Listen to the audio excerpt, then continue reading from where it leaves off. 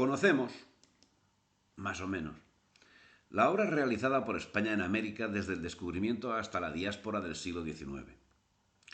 Sabemos de las universidades, sabemos de las ciudades, sabemos del desarrollo de la agricultura, de la ganadería, de la minería, sabemos de los adelantos en el ámbito de la manufactura, de la cultura, del arte. Pero al menos para ser curioso, al menos como yo lo entiendo, había quedado al margen un tema que no es menor, como habrán quedado otros. En este caso, el tema que había quedado marginado es el de los caminos. Y ha tenido que venir nada menos que Alfonso Borrego, bisnieto del indio Jerónimo, a incitar la curiosidad. Y es que el suroeste de los Estados Unidos y el norte de México está marcado por un camino, el Camino Real de Tierra Adentro. Con una longitud de 2.600 kilómetros, es el camino más largo y antiguo de todo el continente.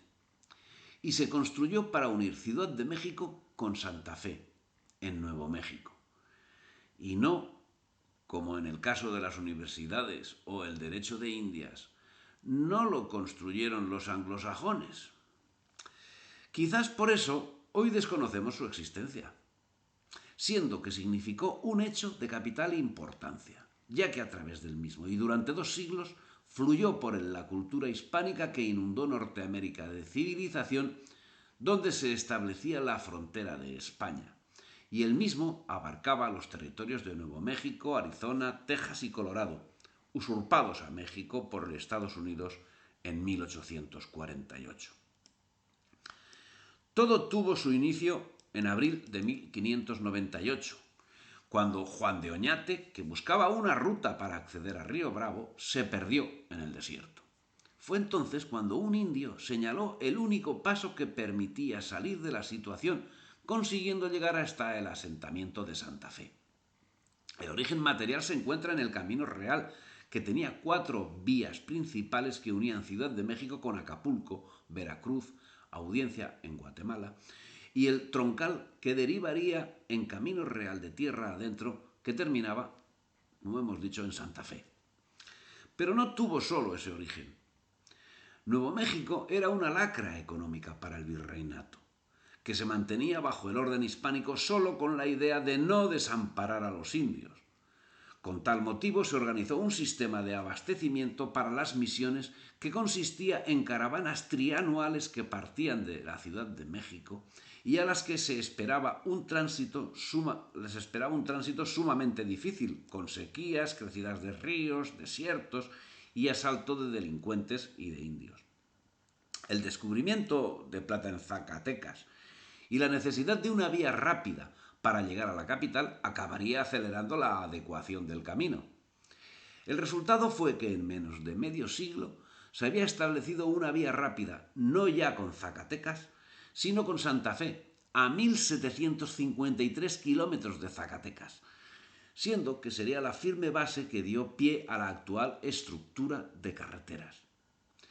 Y sí, podemos hablar de estructura de carreteras, porque del camino salían ramales que alcanzaban la comunicación con otras zonas del virreinato. Así, las comunicaciones con Jalisco, Potosí, San Martín el Grande, Zacatecas, etc., podían realizarse sin los enormes inconvenientes existentes hasta el momento, lo que significó un importante desarrollo de cada uno de esos lugares, que se vieron poblados y dieron lugar a la creación de templos, hospitales y los demás servicios propios de las ciudades. La extensión del camino dio lugar a que la delincuencia hiciese acto de presencia en el mismo, por lo que fue menester asignarle tropas que garantizasen su seguridad. La labor sería encomendada a quienes eran conocidos como los dragones de cuera, cuya denominación procedía del abrigo que portaban, que era de piel. Las fortalezas pronto acarrearon la creación de ciudades que a su vez reforzaban el valor estratégico de los asentamientos, donde se desarrollaba una importante actividad comercial que dio lugar a la celebración de ferias, y a ellas acudían gentes de todos los lugares. ¿Y quién atendía las fortalezas? por ejemplo, los tlaxcaltecas que habían emigrado a la zona y lo hacían bajo el título de hidalgos o hijos de gran valor.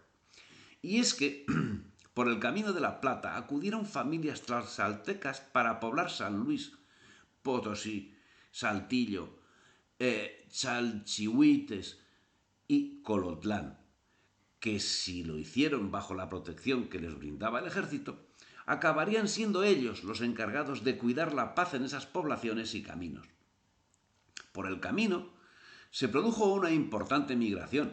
No hace falta señalar que de mestizos y de indios, siendo que para 1765 se concentrase en El Paso una población con cerca de 3.000 habitantes, dedicados a la agricultura y a la ganadería.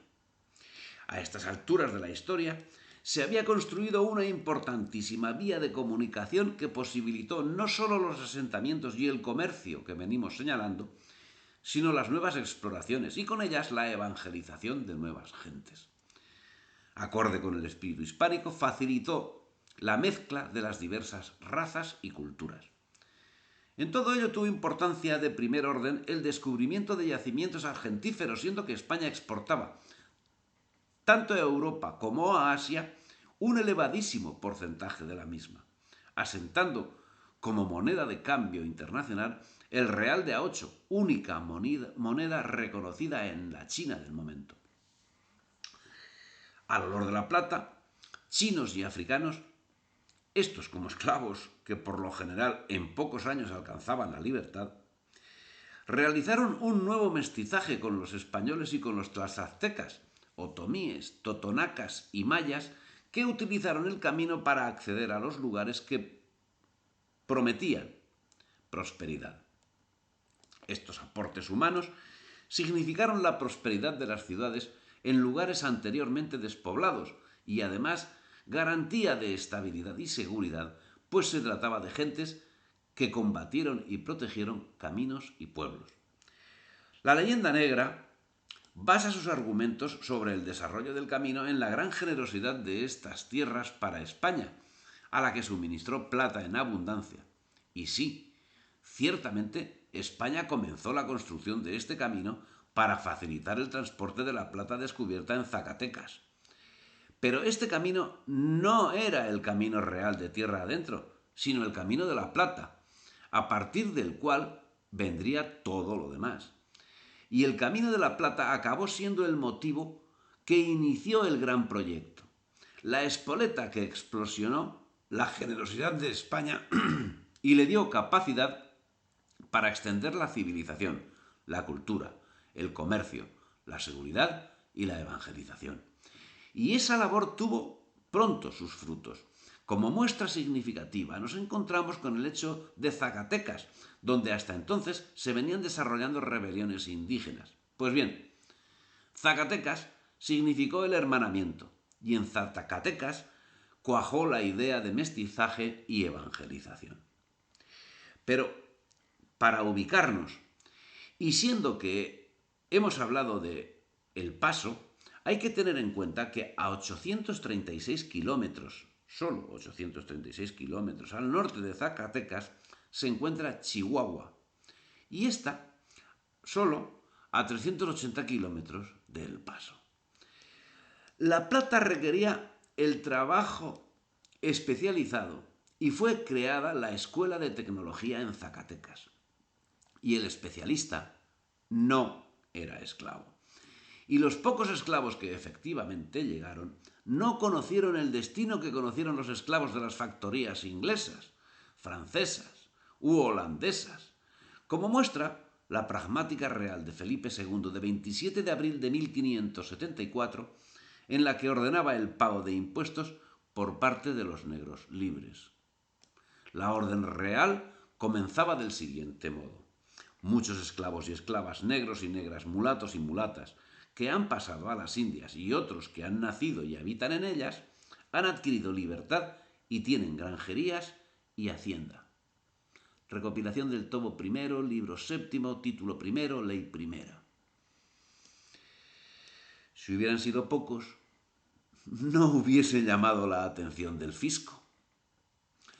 La plata, sí, y la agricultura, y la ganadería, y el regadío fueron importantes instrumentos que garantizaban la estabilidad de los habitantes y posibilitaron la realización de ferias que perduraron en el tiempo. Y hoy nos encontramos con que los anglosajones que usurparon la mitad del territorio mexicano se encuentran con que más del 90% de los ríos tienen nombre español. Y para darnos cuenta de la importancia que hoy tiene el camino, solo señalar que sobre el mismo se construyó en 1960 la carretera que conecta Ciudad de México con El Paso.